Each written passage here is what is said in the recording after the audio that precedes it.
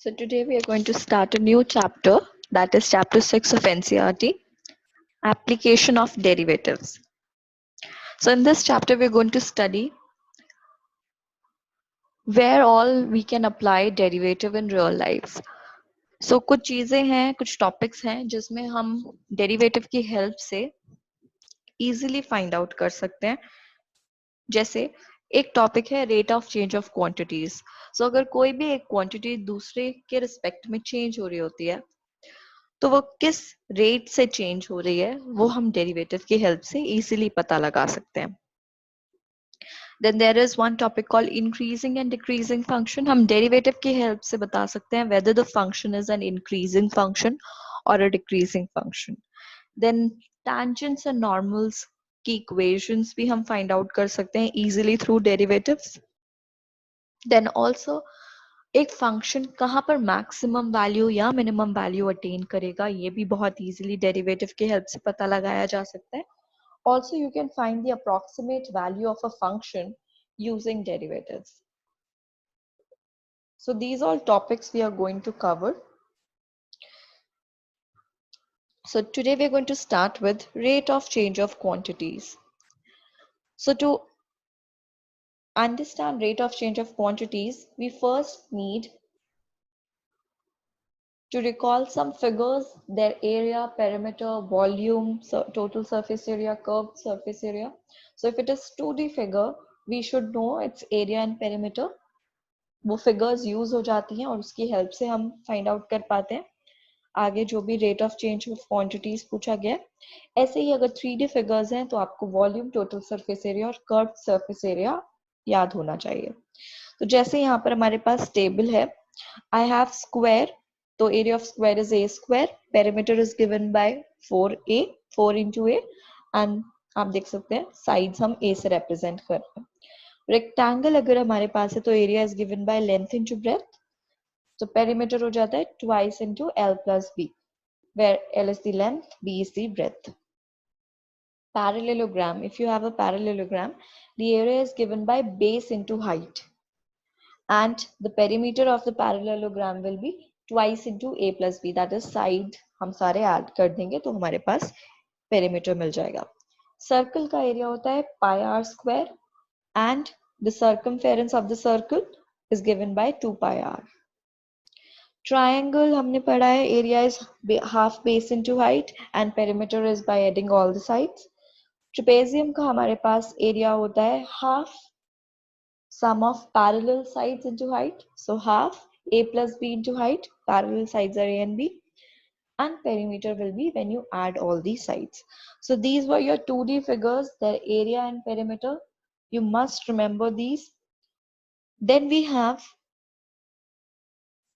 volume, total surface area and curved surface area for 3D figures. So अब हमारे पास कुछ 3D figures हैं जैसे कि आप देख सकते हैं. तो इनके volume, total surface area, that is हम बेस और अपर पोर्शन भी इंक्लूड करते हैं और साइड बेस से भी जो हमारा व्यू है सारा ही हम कुछ इंक्लूड करते हैं टोटल सरफेस एरिया में. एंड कर्व्ड सरफेस एरिया में हम टॉप और बॉटम रिमूव कर देते हैं फिगर का, तो वो हमारे पास कर्व्ड सरफेस एरिया है. तो क्यूब हमारे पास वॉल्यूम होता है ए क्यूब, टोटल सरफेस एरिया होता है इसका 6a स्क्वायर क्योंकि 6 स्क्वायर बन रहे होते हैं, and curved surface area only sides हम लेते हैं, टॉप और बॉटम रिमूव करते हैं इसलिए 4a square. Then cuboid, that is length into breadth into height. Total surface area is given by twice into L, length into breadth plus breadth into height plus height into length. और curved surface area इसका आता है twice 2h into L plus B.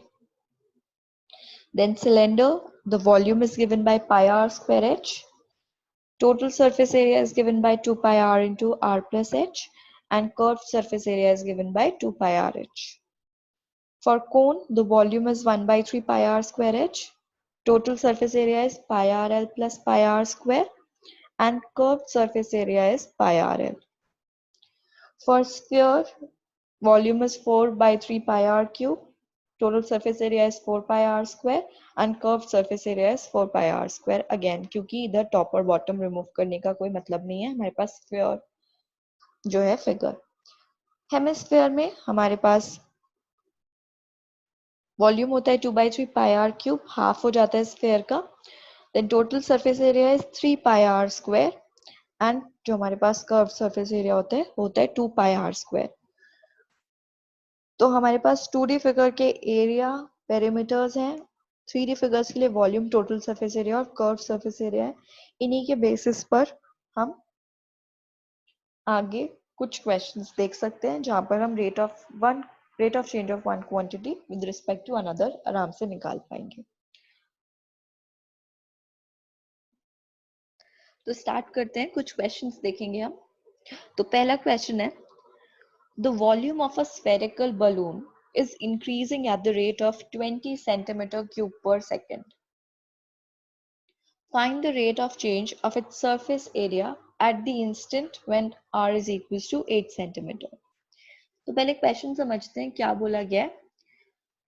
जो volume है एक spherical balloon का, मतलब हमारे पास एक स्फेरिकल बलून है, उसका वॉल्यूम इंक्रीज कर रहा है। तो अगर ये आपके पास स्फेरिकल बलून है, हम बोल रहे हैं इसका वॉल्यूम इंक्रीज कर रहा है, with obviously with respect to time volume increase कर रहा है। सो ये जो पोर्शन है ये इंक्रीज करता जाएगा with respect to time. The volume will be increasing, तो मतलब ये बढ़ रहा है विद रिस्पेक्ट टू टाइम, है ना। तो मतलब ये फिगर भी तो हमारे पास, फेयर भी तो बढ़ता जाएगा, तभी तो वॉल्यूम बढ़ रहा है। So with respect to time this figure will be changing, वो सेम फिगर नहीं रहेगी, स्फीयर ही रहेगा, but it is going to increase because volume बढ़ रहा है, राइट। तो ये एक टाइम पर इतनी हो जाएगी, फिर दूसरा हमारे पास ये इतना हो जाएगा, तो ऐसे करके ये फिगर हमारे पास बढ़ रही है।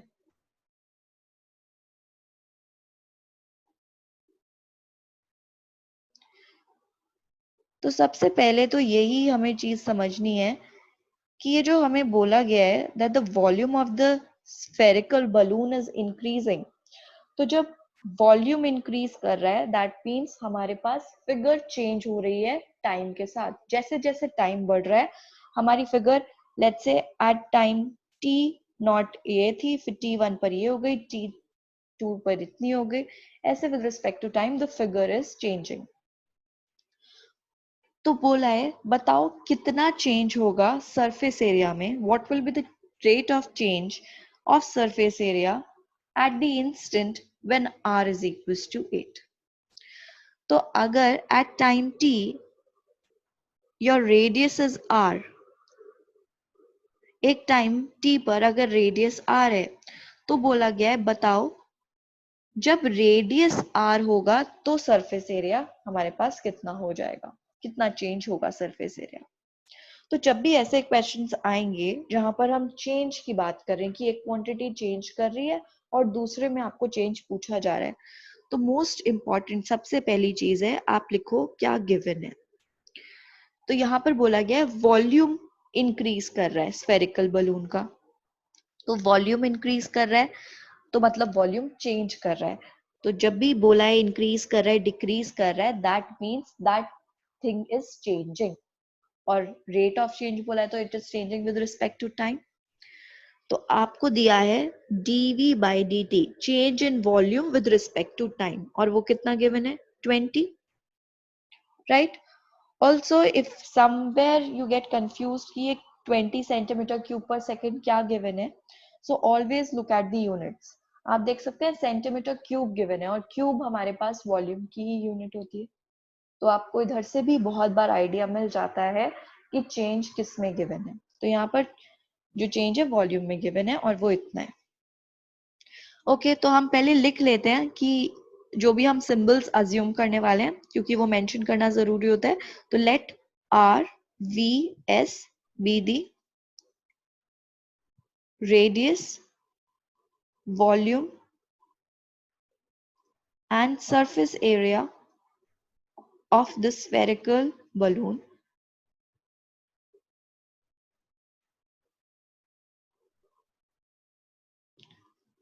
रेस्पेक्टिवली। ठीक है, तो हमें जो जो क्वांटिटीज चाहिए, रेडियस, वॉल्यूम और सरफेस एरिया, उसको हमने लेट कर लिया है। तो डी बाई डी टी हमें गिवन है। अब हमें क्या फाइंड करना है वो लिखते हैं। So we have to find change in surface area. आप पढ़ सकते हैं rate of change in surface area. तो सरफेस एरिया को हम ऐसे डिनोट कर रहे हैं, तो चेंज की बात हो रही है, तो सरफेस एरिया चेंज हो रहा है विद रिस्पेक्ट टू टाइम। तो मुझे निकालना है ds बाई डी टी कितना होगा, और वो भी एक इंस्टेंट पर पूछा है, when r is equals to 8। So this is what we have to find out. तो सबसे पहले तो आप गिवन लिखो और क्या फाइंड आउट करना है। अगर ये करेक्टली आपने लिख लिया है तो अब क्वेश्चन बहुत सिंपल हो जाता है। आप समझते हैं कि हमारा क्वेश्चन हम सॉल्व कैसे करेंगे। तो सबसे पहली चीज जो गिवन है उसी की हेल्प से करते हैं। हम फिगर जो डील कर रहे हैं उस पर आते हैं। So we are dealing with spherical balloon, तो वॉल्यूम की बात हो रही है। So what is the volume of spherical sphere? So that is 4 by 3 pi r cube. So volume of the sphere is 4 by 3 pi r cube. We can write this. So dv by dt is given to us. So we can differentiate this with respect to time. So this will be 4 by 3 pi 3r square dr by dt, right? This will be the change. So this will be the change with respect to time. हमने इसी को with respect to time differentiate कर दिया. So pi और 4 by 3 constant थे, तो as it is रखा, only r cube का derivative with respect to time हमने किया, right?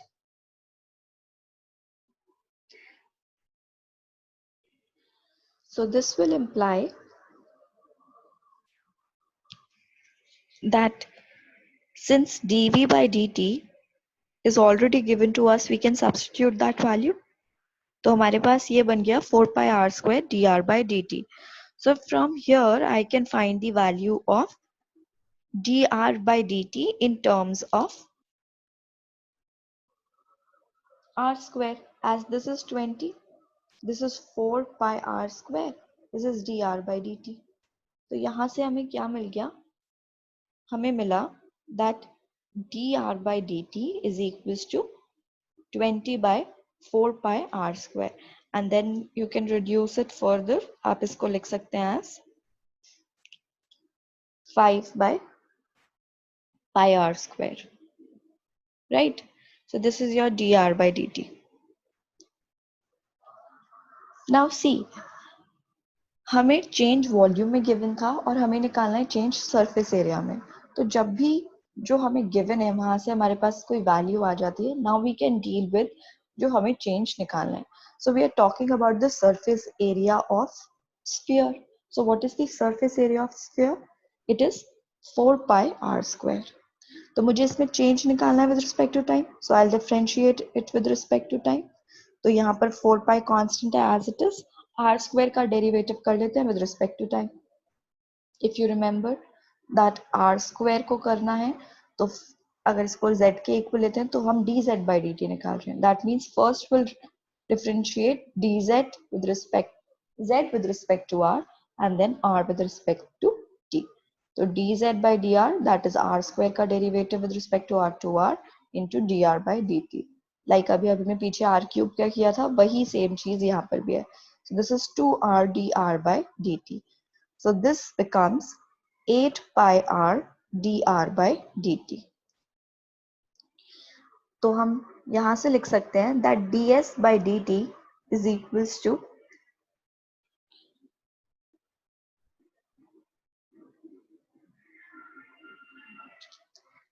8 pi r dr by dt, and since हमें dr by dt की वैल्यू पता है from first, I can substitute it here. So this is 8 pi r and dr by dt कितना आया था हमारे पास? That was 5 by pi r square. So we can substitute 5 by pi r square here. तो ये और reduce होकर बन गया 40, पाई से पाई कैंसिल हो जाएगा, एक आर से आर टर्म कैंसिल, तो सिर्फ एक आर टर्म बचा। सो सी, जो चेंज है सरफेस एरिया में with respect to time, that is depending on r, radius पर डिपेंड कर रहा है। हमें निकालना क्या था? We were asked to find the change in surface area when the radius is going to be 8 centimeters. तो अब finally I'm going to substitute my R, that is 5. Units will be, क्योंकि surface area है तो centimeter square with respect to time per second. That will be the change in the surface area of the spherical balloon. तो हमने क्या देखा इस question में, जब भी रेट ऑफ चेंज का क्वेश्चन आएगा सबसे पहले जिस भी चीज का चेंज गिवन है वो गिवन हम लिख लेंगे, जो फाइंड करना है उसको फॉर्मुलेट कर लेंगे। तो या तो हम कोई एरिया, पेरीमीटर या volume, surface area, total surface area, ये सब बातें कर रहे होंगे, तो उनके फॉर्मूलाज हमें याद होने चाहिए। So will first start with कि हमें क्या निकालना है, वहां पर जो भी अननोन वैल्यू है वो हमेशा गिवन से आ जाएगी and then you can substitute. Also एक इम्पॉर्टेंट चीज है, जिस भी इंस्टेंट पर पूछा जाता है वो हम एकदम एंड में सब्स्टिट्यूट करेंगे, ना कि पहले। तो जैसे यहाँ पर at r is equals to 8 पर पूछा था चेंज इन सरफेस एरिया, तो हमने पहले चेंज निकाल लिया था टोटल एंड देन फाइनली हमने r को 8 सब्स्टिट्यूट किया था। So question है, an edge of a cube of variable length is increasing at the rate of 3 centimeter per second.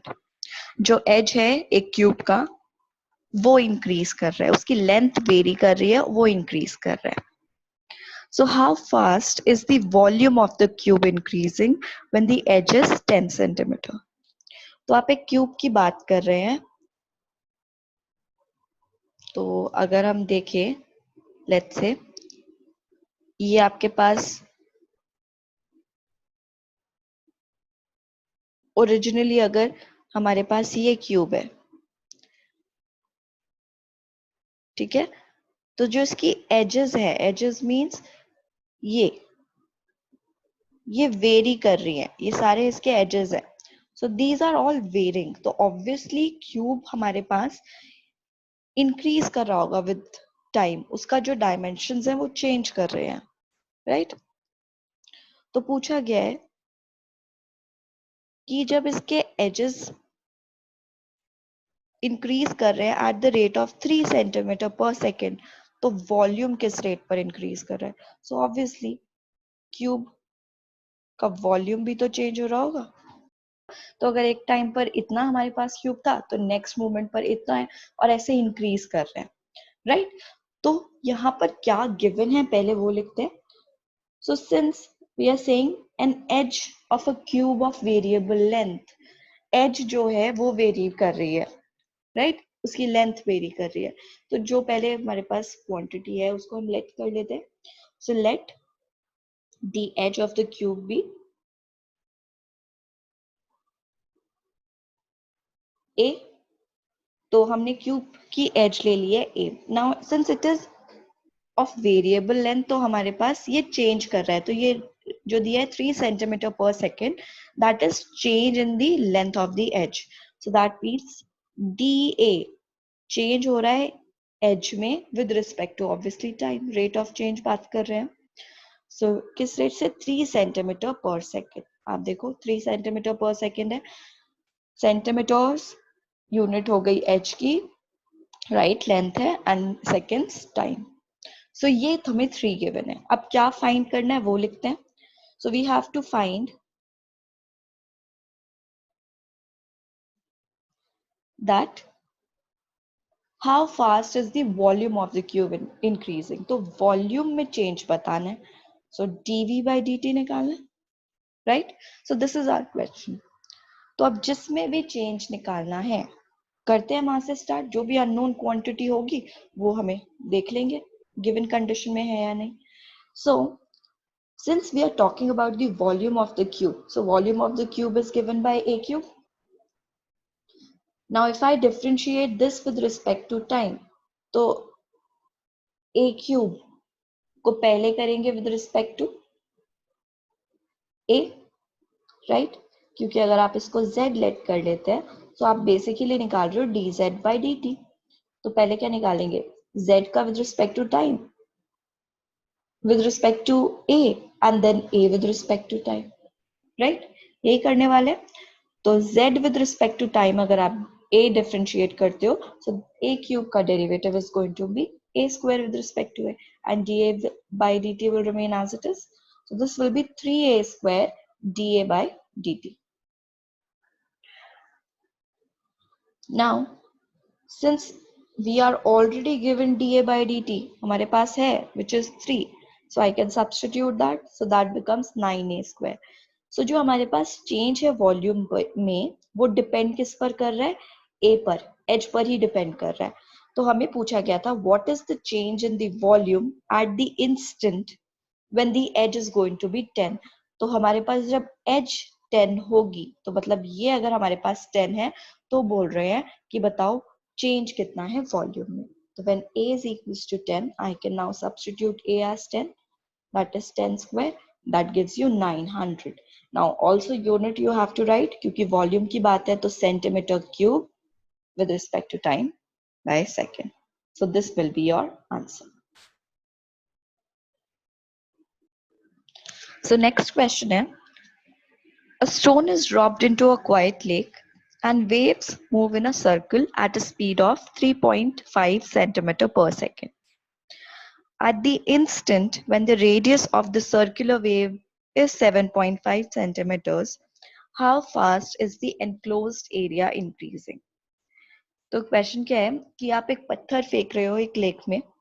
अगर आपने नोटिस किया हो, जब भी हम पानी में पत्थर फेंकते हैं लेक या कहीं पर भी, तो क्या होता है, वेव्स फॉर्म होती है और वो सर्कुलर वेव्स फॉर्म होती है, हमेशा उधर से सर्कल्स फॉर्म करने स्टार्ट करते हैं. तो यही बोला गया है, जब आपने पत्थर फेंका तो वेव्स मूव कर रही हैं सर्कल में eight a speed of 3.5 centimetre per second. तो जब वेव्स मूव करेंगी तो ऑब्वियसली आपके पास देखो, पहले अगर ये रेडियस था तो फिर ये होगा, फिर ये होगा, तो मतलब there is change in the radius, हो रहा है चेंज. तो ये जो हमें बोला है that the waves move in a circle at a speed of 3.5 centimetre per second, तो ये हमें क्या गिवन है, that is given to be the change in the radius, right. फिर पूछा गया है बताओ at the instant when the radius of the circular wave is 7.5, तो उस इंस्टेंट पर बताना है हमें चेंज किसमें. लेट्स से ये 7.5 है, तो अगर जब रेडियस हमारा 7.5 होगा तब इसका एनक्लोज्ड एरिया किस रेट से चेंज कर रहा है. सो दिस इज योर क्वेश्चन. तो एनक्लोज्ड एरिया किस रेट से चेंज करेगा व्हेन द रेडियस इज 7.5. तो सबसे पहली चीज हम क्या करेंगे, हम गिवन ही लिखेंगे. सो गिवन यहाँ पर है कि हमने जब पत्थर फेंका है तो वेव सर्कुलर वे में मूव कर रही है और किस स्पीड से कर रही है, 3.5. So the speed is nothing but change in the radius with respect to time. Yes, क्योंकि हमारे पास क्या होता है, speed distance upon time, so change in distance upon change in time, that is here you have the speed that is 3.5 centimeter per second. पूछा गया है at the instant when the radius, तो हमें क्या फाइंड करना है, हम वो लिख लेते हैं. So we have to find the change in the enclosed area. So enclosed area is nothing but the area. So they're asking you the change in the area. So dA by dt ही हमें निकालना है. So अब जैसे मैंने R और A लिखा है, so we'll have to first define कि R क्या है. So let R and A be the radius and area of the circular waves formed. ठीक है, तो अब स्टार्ट करते हैं जो हमें निकालना है. तो dA by dt हमें निकालना है, तो एरिया की बात कर रहे हैं हम, और किसके एरिया, सर्कल की एरिया. फिगर हमारे पास सर्कुलर है, so what is the area of circle, that is pi r square. तो मुझे dA by dt चाहिए, so I'm going to differentiate it with respect to time. तो pi as it is, r square का derivative करना है with respect to time. तो पहले r square with respect to r होगा and then r with respect to time. So हमारे पास आ गया dA by dt is equals to 2 pi r dr by dt. And since dr by dt is already given to you, तो आप substitute कर सकते हो इसकी value, that is 2 pi r into 3.5. So that makes it 7 pi r, right? तो जो change है enclosed area में with respect to time, that is dependent on the radius of the circular wave. हम देख सकते हैं radius पर depend कर रहा है, right? तो मुझे अब जिस इंस्टेंट पर पूछा गया मैं उस इंस्टेंट पर निकाल लेती हूँ.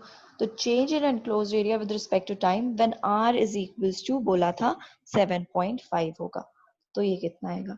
सो that means we are talking about 7 pi r. r is 7.5. You can write this pi as 22 by 7 and then you can simplify this. So आप 7.5 into 22 निकालेंगे, so that is 22 into 7.5, that is 165. So the change है enclosed area में with respect to time, that is going to be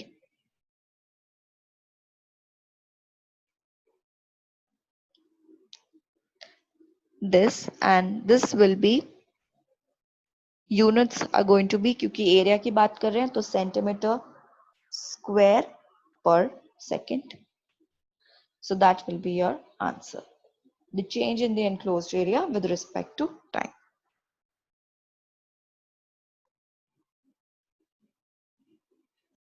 So next question है, a particle moves along the curve 6y is equals to x cube plus 2. Find the point on the curve at which the y coordinate is changing 8 times as fast as the x coordinate. तो एक curve आपको given है, let's say ये कुछ आपके पास curve है, उस पर एक पार्टिकल मूव कर रहा है. तो अगर एक पार्टिकल मूव करेगा तो ऑब्वियसली उसके y और x कोऑर्डिनेट्स चेंज करेंगे. तो पूछा है यही एक पॉइंट फाइंड करो उस कर्व के ऊपर जहां पर y कोऑर्डिनेट चेंज कर रहा है 8 times as fast as the x coordinate.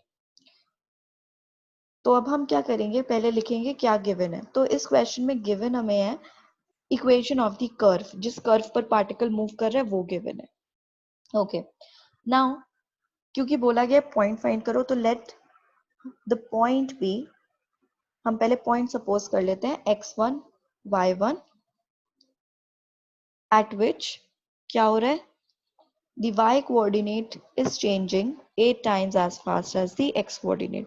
तो बेसिकली ये इक्वेशन हमें समझ आनी चाहिए कि क्योंकि बोला है y चेंज कर रहा है तो change in y is equal to 8 times x coordinate जितना चेंज कर रहा है उसका 8 टाइम्स हो रहा है. So that is 8 times as fast as the x coordinate. So now see, क्योंकि पॉइंट में x1 y1 ले रही हूँ कर्व के ऊपर उस पॉइंट को, तो इक्वेशन ऑफ द कर्व में डील कर लूंगी 6y1 is equals to x1 cube plus 2, because x1 y1 is a point on the curve, it will satisfy the equation of the curve, right? तो ये हमारे पास हो गया. अब मैं इसको डिफरेंशिएट कर लेती हूँ with respect to time, so that will give me 6 dy1 y by dt. ऐसे ही x1 क्यूब का करेंगे, that is 3x1 square dx1 by dt plus 2. ठीक है. नाउ ऑल्सो सिंस ये जो इक्वेशन है हमने x1 y1 के लिए लिखा है, तो ये x1 y1 कर लेते हैं इसको. Now you can substitute dy1 by dt. एक मिनट, जब हमने डेरिवेटिव किया तो derivative of 2 will be 0 with respect to time, right? तो dy1 by dt is going to be 8 times dx1 by dt जो हमारे पास given है. तो मैं इसको सब्स्टिट्यूट कर सकती हूँ यहाँ पर. So that is going to be 8 times dx1 by dt. ये ठीक लिखा है हमने.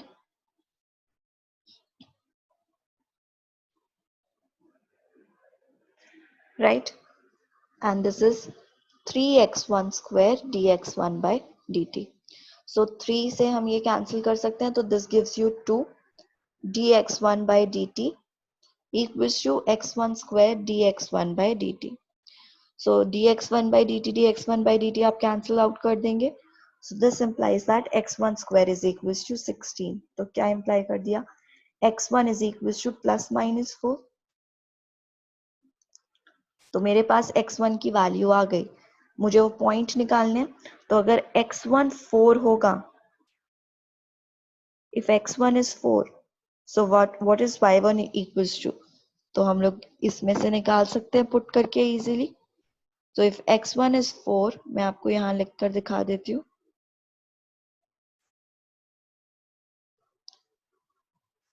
Equation of the curve is 6y is equals to x cube plus 2. So if x1 is 4, that is 64, 4 for the 16, 16 for the 64 plus 2 equals to 6y. That is 66 by 6, that is going to be 11, right? And if x1 is equals to minus 4, तो हमारे पास equation क्या है curve की? 6y is equals to x cube plus 2. So you will take the cube, that is b, minus 64, that is minus 62 by 6, and that is going to be minus 31 by 3. So y1 here is going to be minus 31 by 3, right? तो हमारे पास क्या आ गया? So points on the curve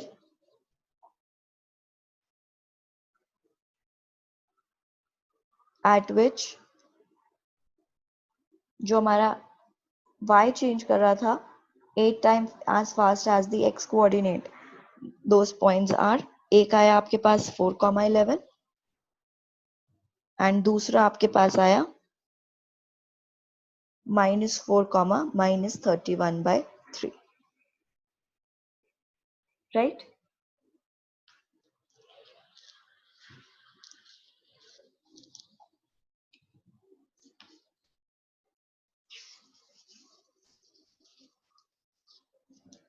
So that is going to be your answer.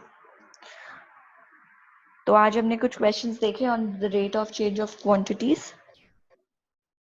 जो कि direct formula based questions थे, जहाँ पर डायरेक्ट हमें एरिया, पेरीमीटर, वॉल्यूम, ये सब चीजें ऑलरेडी याद थी और हमने डायरेक्ट निकाला change in one quantity with respect to the other.